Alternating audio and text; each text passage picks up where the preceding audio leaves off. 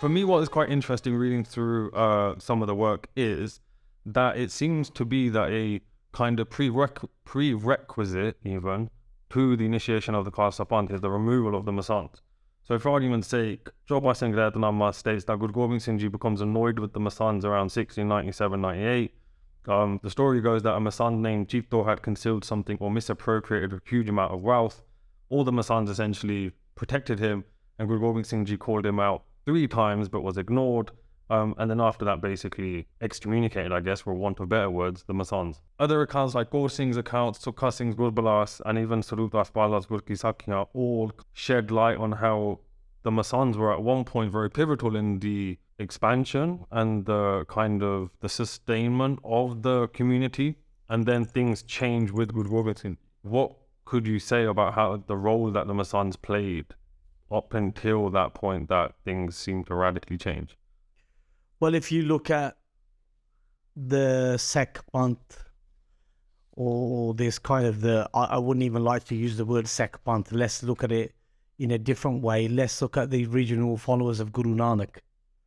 And so when you had this original Sangat, I think probably the word to use is Sangat at that stage. Yeah. So you had the Sangat of the Guru.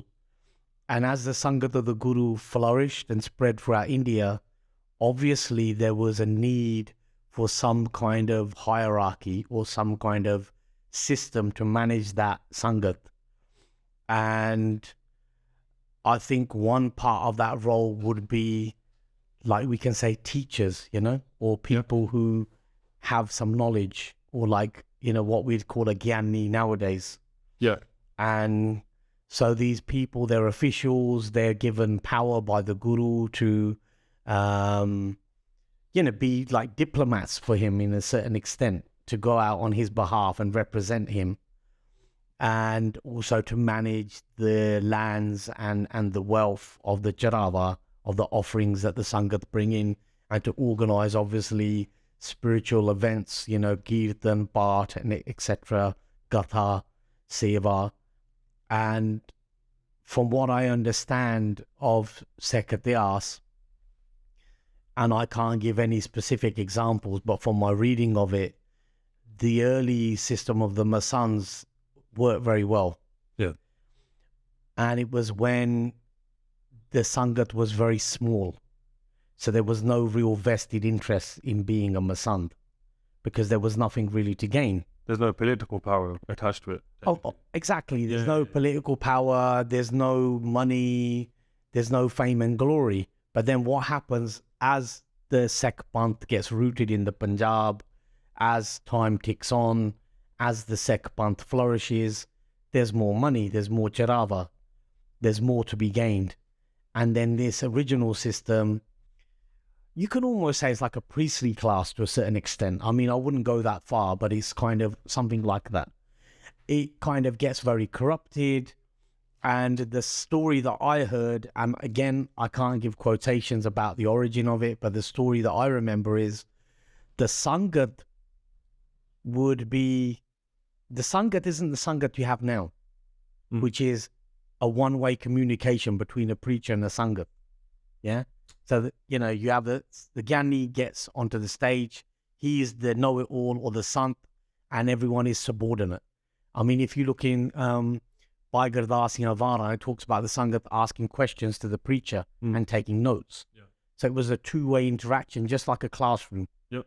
That was the original Sangat before it became the Sikh religion and Christianized. And so in this interaction between Guru Gobind Singh and the Sangat would sometimes do plays.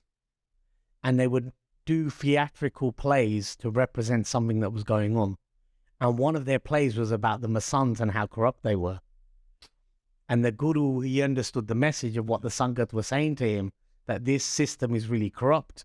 They're taking Jarava, Paise, and this is why, this quotation you give about the particular Masand, that's why Guru Gobind Singh investigated it and found him to be guilty of these crimes. And then to go further into the Sikh Ityas, if you go to Anandpur Sahib and you do darshan, take out a few days because you're in Punjab to understand your own history. And the fact is, our history is rooted in the spiritual tradition. It's intimately connected in our spiritual tradition. It's not like we don't live in a secular world in Punjab. The spiritual, the dharam and the social are the same thing. Yep. So if you want to understand your ityas, you have to go to the spiritual places. And I don't want to call them religious places anymore. For me, they're spiritual places. Yeah. Right. They're places for meditation and worship and prayer. They've got nothing to do with religion. Religion has been imposed on them. Yeah. Yeah. And so if you go to Anandpur Sahib and you look at the ityas, you got Takht Keshkar Sahib, you got Manji Sahib Gurdwara, and in Manji Sahib, which is also known as the Malgar, the Takht of Guru Gobind Singh was actually his royal darbar. Guru Granth Sahib was not Prakash there. Okay. Right? So he would hold his court there. The Prakash was at Manji Sahib Gurdwara, which is opposite. Yeah. And that's where the first Nahang Damalla was ever tried by Baba Fateh Singh. Now that's another story altogether. Yeah. It's all the Malle yeah? Okay. And that's all the manla that is referring directly to that Gurdwara and is connected directly to the story you just said. Okay. And that, if you look in ancient Sikh Hathlikt manuscripts, you'll find that particular composition named as the Malla Nama Bachai Dasami. Okay. Somehow it's lost its heading over time. And it's now referred to as Slok the Malla. Okay. And so you'll find that in handwritten manuscripts as well. And so in and around Anandpur Sahib, the different Gurdwara, after you go behind Manji Sahib Gurdwara, there's Seesganj Gurdwara, where the head of Guru Tegh Bahadur was cremated by Guru Gobind Singh Ji Maharaj. Okay. Where Bhai Jeta Ji brought the head from Delhi of Guru Tegh Bahadur to Guru Gobind Singh. Okay. Most Punjabis in the West would have not gone to that Gurdwara. They don't even know about it. It's the first time I've heard about it. Right, it's there. Yeah. And then if you go down the road a little bit further, there's also the Damdama Sahib, which has also been renamed. And that was where Guru Gobind Singh actually started the project of creating a standardized Guru Granth Sahib or writing Guru Granth Sahib. So that was happening there. And also in the same area is where Guru Gobind Singh held his court, because you've got to remember things were written. So you're going to have people who write documents in one area. So the people writing documents were there. And then just down the road was Fatehgarh Sahib, where Guru Gobind Singh trained his army for 6 years. So these are all the Gurdwara in and around that vicinity. And that's also one fortress area. Then you've got Lohgarh Sahib down the other way. You've got Anandgarh Sahib, Shahidi Bagh, and Taragarh Sahib even further out. So you have to explore this vicinity of Anandpur Sahib to understand Sikh history itself. Uh-huh. And the Masand were brought to not the Guru's royal court, but to his actual court. And his court was near the house of Guru Tegh Bahadur, by the way, yeah? Okay, and what would the difference be in the court that they came to? Because you have a court that, like, you have one court where you receive Sangat and visitors and officials, and then one court, which is a court of justice. So the court of justice of Guru Gobind Singh was in this area. And the Masands, after Guru Gobind Singh saw this play, they were called there and they were tried. You know how you have a trial? They were tried, and a lot of Sangat aren't going to like this, but they were punished by being soaked in oil, set on fire, and thrown while they were burning into a well. And that well is still there, which is called Masandani Kuh. And so you've got to understand what Guru Gobind Singh at that time, why he had to do this and why that justice, because I've often pondered it, because I think Guru Gobind Singh and all the gurus were so merciful. Why would he do this? Like, why would Maharaj do this? Like, somebody who's so merciful, somebody who sacrificed so much for the Panth, why would he make an example and punish the Masands? I can't say so severely, because I trust what he did and I trust that that's what they needed. I want to link it back into the original question and where I interrupted you. Yeah, sure, sorry. Because you're talking about the Khalsa and the Masands. And then I want to try to explain why I think that happened from my reading of Sikh history, not to give any specific quotes, because if we start doing that, we'll be here for hours and hours, right? Our quotes. Yeah, exactly. I want to give my overview of after reading Suraj Prakash and reading all the different granths. So my understanding of it is this, is that we've already talked about the corruption of that system. we've already talked about that is hierarchical, and it had to be hierarchical. Now, the Khalsa is a fraternity. It's not so hierarchical. So it's completely different. And in the power that the Guru vested in these officials, they did what you can say is the worst thing. They misappropriated the sectarism to fill their fat bellies. And that for the Guru was the worst crime. And that they were amassing wealth, they were fraudulent, and they were abusive, and they were doing other like bad behavior, right? With the Sangat. And so for the Guru, that his Sangat is abused to that level by these individuals. And so this is the Guru. He wasn't going to allow corruption in the Panth because he wanted the Panth to flower. And if these people were not punished, there would be no Khalsa. There would be the Khalsa, from his birth, it would also be corrupt. Because those people would have come in, influenced, and done the same thing. We see the same happening in Buddhadal nowadays, the same in Masand there. Yep. And so we have to look at this old system wasn't replaced by the Khalsa, because that's what Sikh history would say. That's what rationality would argue. You know how you're saying, you have to get rid of this to make this. No, it's something actually more subtle. By removing that, it allowed the Khalsa to form. It allowed the Khalsa to come. Because there was no possibility of the Khalsa being allowed to flourish if this other thing existed. It's almost making the soil fertile to then plant. That's right. That's right. And it may allow, therefore, the Sikh Raj to come afterwards, right? Yep. Because then it was more of a military order. So you've got this priestly order. Remember, in the Dasam Granth, Guru Gobind Singh is scathing of Brahmanism and the priestly order. And the Masands had become somewhat Brahmanic. And if you even look at the issues that Guru had with Tirmal, Ram Rai and so forth, it's also very similar to the Masand issue, right? Yeah. And afterwards, what happens with Banda Singh Bahadur, yeah? So it's a very much the similar issue cropping up again, that people say, I am the Guru. Yeah. And acting like the Guru, and so on and so forth. We see the same now with Gurmeet Ram Rahim, and others. We see Radha Swami, and Namtaris and the same stuff. No offense to anyone who is any of those. I'm not saying this. But it's just a fact. Just a fact, So in Sikh theology, that's always been a problem. So this was a problem.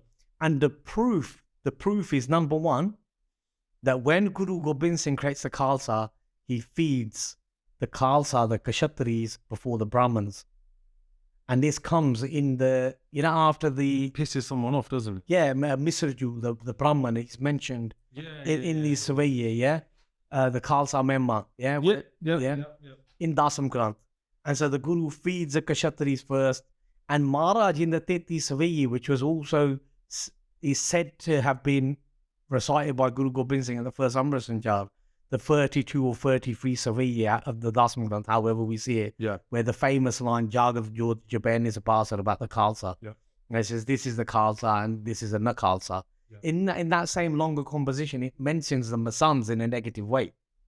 And so you also have the proof from Guru Gobind Singh's own Siri Mukhwak, from his holy oration, that he was against the Masand system. And so the Khalsa, like you said, directly replaces as a warrior military order the priestly class, which was the Masand system. So the Masand, in my opinion, I mean, I'm not against Brahmanism. I love the Veda. I love Sanskrit. I love the Indian yoga, Ayurveda. And we have to admit the Brahmins, to a certain extent, to a large extent, preserve this knowledge. They preserve this knowledge. We can't knock the knowledge we have. But what I don't like as a sect is the hierarchy of Brahmanism. And the caste. So I respect the Brahman for his knowledge, but I don't respect the hierarchy of Brahmanism. And then this same thing had crept into the Masands. And then you could see why on a warrior level, you would want to replace that, and why they're punished, because they're misrepresenting the Guru. And they're also undermining his power. And that, from what Guru Gobind Singh had in his vision for his son, the Khalsa, his daughter, the Khalsa Panth, that would have corrupted us from the very beginning. And we've only flourished to what we have because he made that sacrifice. Yeah. Yeah? There are two questions off the back of that, which I don't think there are necessarily answers to. It's just got my curiosity. But one is like why the removal of the Masand at that point, and not say perhaps when Guru Har Gobind Sahib Ji decided to kind of take the Panth down the more military side. I don't think there is an answer to it because it's one of those what ifs. And then there was something else, but it's completely slipped my mind, so it doesn't matter. So the first question we can go into, because the military side of the Panth in the Akalis of the Akal Takht had not been formalized. Appreciate it. It was too early to do this. It was too early. Yeah. And then, Guru Gobind Singh, he's decided to leave Guru Granth Sahib and the Guru Panth as the Guru. Yeah. And if the Guru Panth is going to be the Guru, and it's a fraternity of the Khalsa, a brotherhood, a sisterhood, a sovereign nation, sovereign people, you cannot have a priestly class. And so in a way, imagine the Masands were good people, they were noble, they were saintly, this would have not happened to them. And that's why in our Panth, it's like a kid, it had to happen. Like that was just a play. It had to happen that way. Like nowadays, if you want to insult a Nahang, you call him a Masand. Yeah. Like it's derogatory. Baba Gyanna Singh, who was about 117 when he died. He was in jail with Mahatma Gandhi. Your dad met him at Holla Mahalla one year. Oh, nice. Like we just spoke about him, then we saw him on the road. And he was itinerant, moving place to place, and he knew Shastra Vidya, and he learned Shastra Vidya from Gyanna Singh Rav himself. And he was also had the same name, Gyanna Singh. And when he would talk about the SGPC, he would call them Masand, because they're filling their stomachs with the offerings of Dharma. So we see the Masands are around now. The Masands haven't gone anywhere. Yes.